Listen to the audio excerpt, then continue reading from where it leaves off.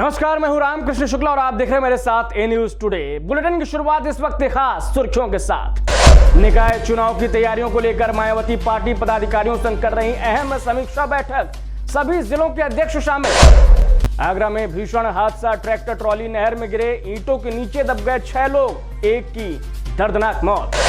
गोरखपुर में पूर्व प्रधान को गोली मारने वाले 25,000 के नामी बदमाश की पुलिस से मुठभेड़, पैर में लगी गोली। माफिया अतीक अहमद के भाई अशरफ को प्रयागराज हाई कोर्ट से झटका, सुनवाई के लिए कोर्ट में फिजिकली रहना होगा मौजूद। और बहराइच में दहेज लोभियों की करतूत से समाज हुआ शर्मसार, 24 साल की विवाहिता को जहर देकर हत्या का आरोप, तफ्तीश में जुटी पुलिस। और अब खबरें विस्तार से। आगामी निकाय चुनाव को लेकर बसपा के राष्ट्रीय अध्यक्ष ने पार्टी पदाधिकारियों संग अहम बैठक की है। पार्टी के शीर्ष अधिकारियों के अलावा प्रदेश के हर जिले से आए अध्यक्ष भी इस बैठक में शामिल हुए। मायावती की कोशिश है कि निकाय चुनाव के जरिए शहरों में पार्टी के परंपरागत वोटर तक पहुंचा जाए और पार्टी अगले चुनाव से पहले यानी लोकसभा चुनाव से पहले खुद को मजबूत कर ले। लोकसभा चुनाव से पहले निकाय चुनाव पार्टी के लिए बेहद अहम माना जा रहा है। इस पूरी खबर पर जानकारी के लिए हमारे साथ फोन लाइन पर जुड़ चुका हमारे साथ संवाददाता सत्येंद्र शर्मा। मायावती की अहम बैठक और जिस तरीके से निकाय चुनाव करीब आ रहे हैं, किस तरीके से देखते हैं कितना अहम ये बैठक हो सकती है पार्टी के लिए? देखिए रामकृष्ण जी, मैं बताना चाहूंगा क्योंकि 2007 के बाद बहुजन समाजवादी पार्टी ने कोई विशेष कोई मुकाम नहीं पाया है, चाहे वो लोकसभा चुनाव की बात हो, विधानसभा चुनाव की बात हो या निकाय चुनाव की बात हो।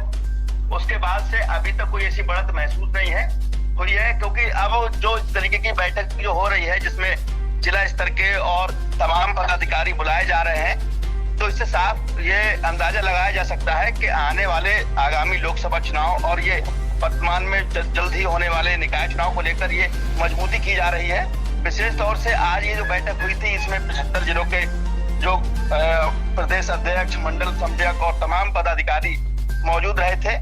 और इसमें जो बात हुई है कि निचले स्तर पे किस तरीके से डोर टू डोर जाकर के बहुजन समाजवादी पार्टी को और मजबूत बनाया जाए और आने वाले आगामी लोकसभा और निकाय चुनाव में मजबूती दर्ज कराई जाए। सत्येंद्र, लोगों ने आरोप लगाया था, साथ ही विपक्षी दलों ने भी आरोप लगाया था कि जिस तरीके से 2022 में मायावती लड़ी थी, बहुजन समाज पार्टी लड़ी थी, तो उनकी निष्क्रियता को लेकर लोगों ने सवाल खड़े किए थे कि बसपा अब कहीं ना कहीं पूरी तरीके से हाशिए पर जा चुकी है। लेकिन आज की ये जो बैठक है उससे क्या मैसेज जा रहा है विपक्षी दलों में भी और लोगों में भी? सत्येंद्र, देखिए, बहुजन समाजवादी पार्टी का जो एससी वोट है वो हमेशा रिजर्व रहा है, लेकिन भारतीय जनता पार्टी की जब से सरकार कहीं ना कहीं भारतीय जनता पार्टी के पाले में भी ये एससी समाज के वोट जाते हैं, लेकिन कोई इनकी बैठक से कोई खासा असर देखने को मुझे लग रहा है नहीं मिलेगा, क्योंकि जिस तरीके से भारतीय जनता पार्टी ने जो बढ़त बनाई है, हर एक तबके के लोगों के दिल में अपनी जगह बनाई है, तो बहुजन समाजवादी पार्टी कोई विशेष ऐसा परचम लहराने वाली नहीं है कि जिससे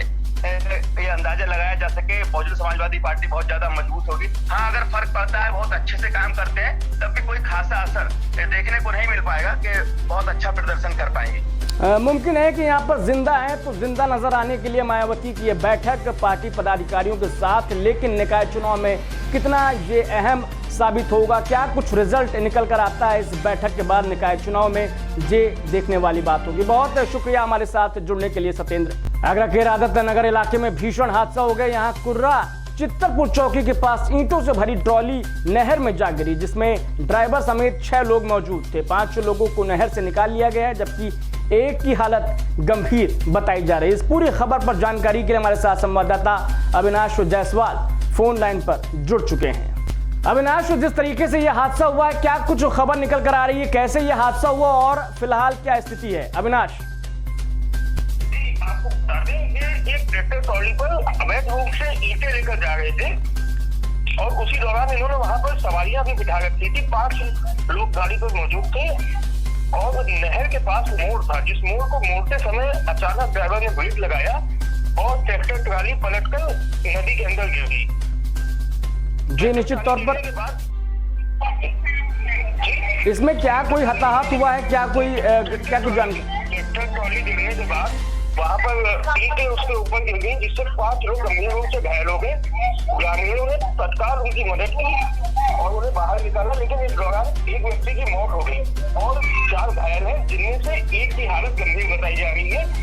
पुलिस उनके दूसरा डीसीपी है और परिजन भी जल्द आगरा एसएसपी मेडिकल कॉलेज पहुंच गए। बिल्कुल, निश्चित तौर पर ये एक दर्दनाक खबर है जहां पर आप देख सकते हैं कि तस्वीरों के जरिए किस तरीके से ये दर्दनाक हादसा हुआ है। ओवरलोडेड एक ट्रॉली जो ले जा रही थी, 5 लोग भी उसमें सवार थे ड्राइवर के अलावा, और नहर में जा गिरती है ट्रॉली। उसके बाद ये दर्दनाक हादसा हो जाता है। बहुत शुक्रिया हमारे साथ जुड़े रहने के लिए इस खबर पर अविनाश। खबर बरेली से है। यहां जिला जेल में बंद माफिया अतीक अहमद के भाई अशरफ को इलाहाबाद हाई कोर्ट से तगड़ा झटका लगा है। कोर्ट ने अशरफ को फिजिकली कोर्ट में पेश होने का आदेश दिया है। इससे पहले शुक्रवार को प्रयागराज पुलिस अशरफ को लेने पहुंची थी बरेली, लेकिन भारी विरोध के बावजूद पुलिस प्रयागराज लौट गई थी। अशरफ के वकील की ओर से दलील दी गई थी कि उसकी जान को खतरा है, लिहाजा वर्चुअली वो कोर्ट में सुनवाई के दौरान शामिल होगा। लेकिन अब इलाहाबाद हाई कोर्ट ने उसे फिजिकली मौजूद रहने का आदेश दिया है। इस पूरी खबर पर जानकारी के लिए कुमार शानू हमारे साथ बरेली संवाददाता फोन लाइन पर। तो शानू, जिस तरीके से यहाँ पर इलाहाबाद हाई कोर्ट का आदेश आया है कि पहले आपको वर्चुअली पेश होने के लिए आपने कोर्ट से अर्जी लगाई थी, लेकिन अब जो कहा गया है कि आपको फिजिकली प्रेजेंट रहना होगा, इसके बाद आप अशरफ की मुश्किलें बढ़ सकती है और उसे जिला जेल से बाहर आना ही होगा। शानू, क्या कुछ जानकारी है?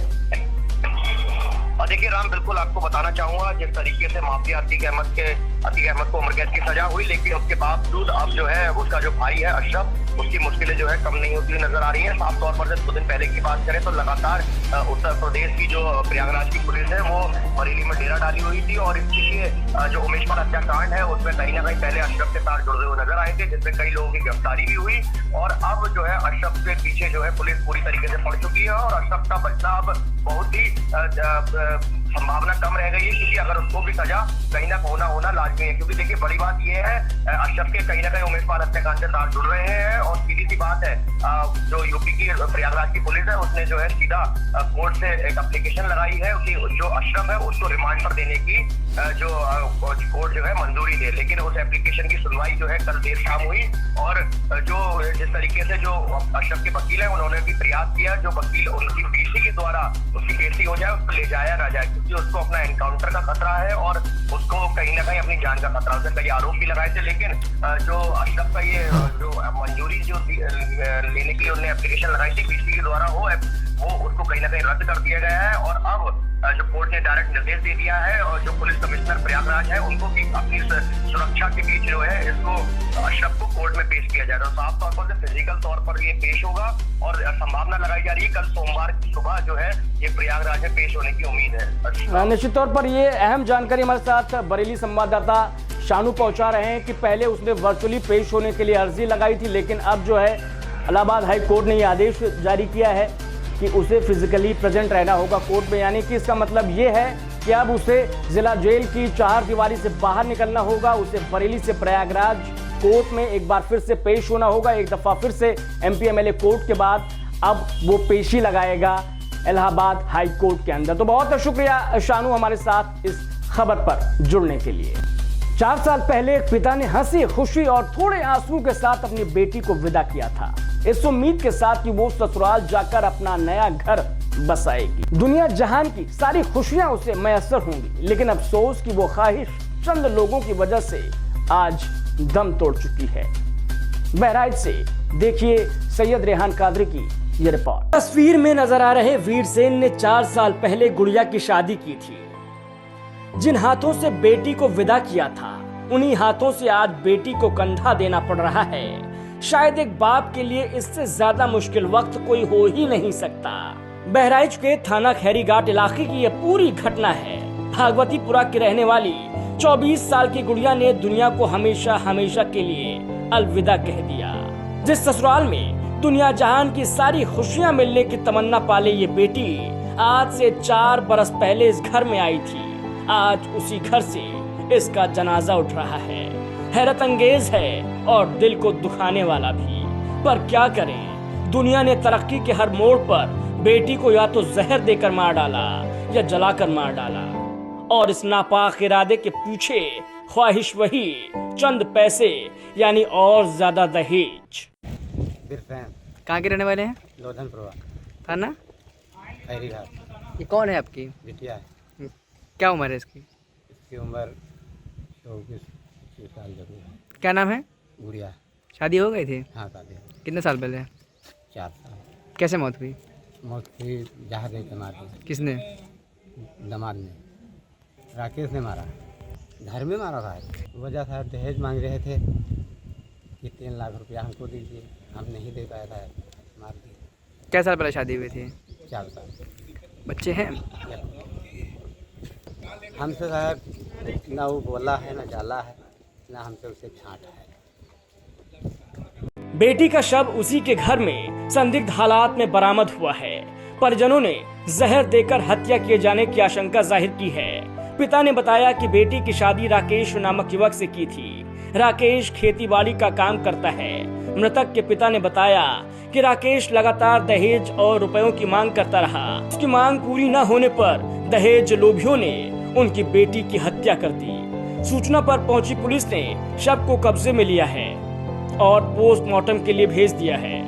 बकौल पुलिस शव का पोस्टमार्टम कराया जा रहा है। मामले की गहनता से जांच की जा रही है। जो भी तथ्य निकलकर प्रकाश में आएंगे उसी हिसाब से कार्रवाई की जाएगी। ए न्यूज़ टुडे के लिए बहराइच से सैयद रेहान कादरी की रिपोर्ट।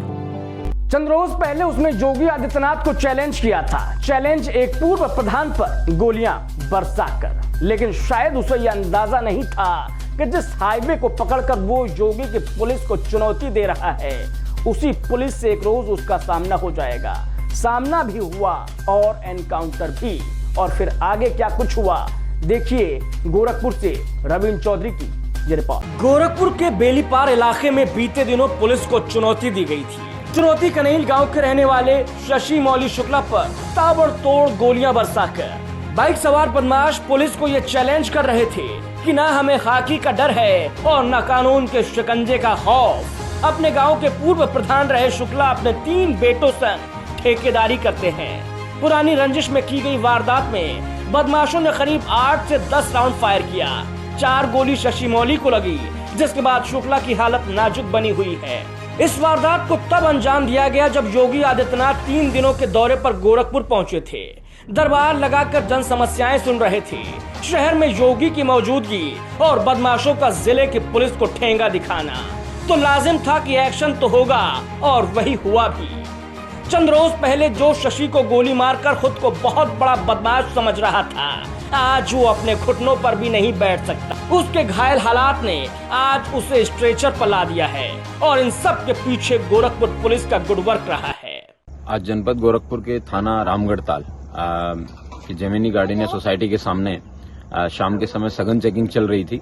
करीबन 1:10 पे एक ऐसी बाइक आई जिसको पुलिस ने रोकने का इशारा किया, लेकिन वो नाकाबंदी पे नहीं रुकी और आगे भागने लगी।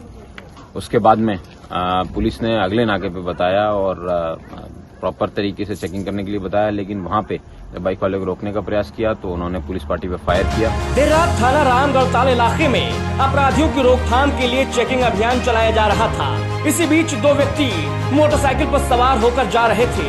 इस पर पुलिस बल द्वारा चेकिंग बैरियर पर रोकने का प्रयास किया गया, जिस पर बाइक सवार लड़कों ने पुलिस पार्टी पर फायर कर दिया।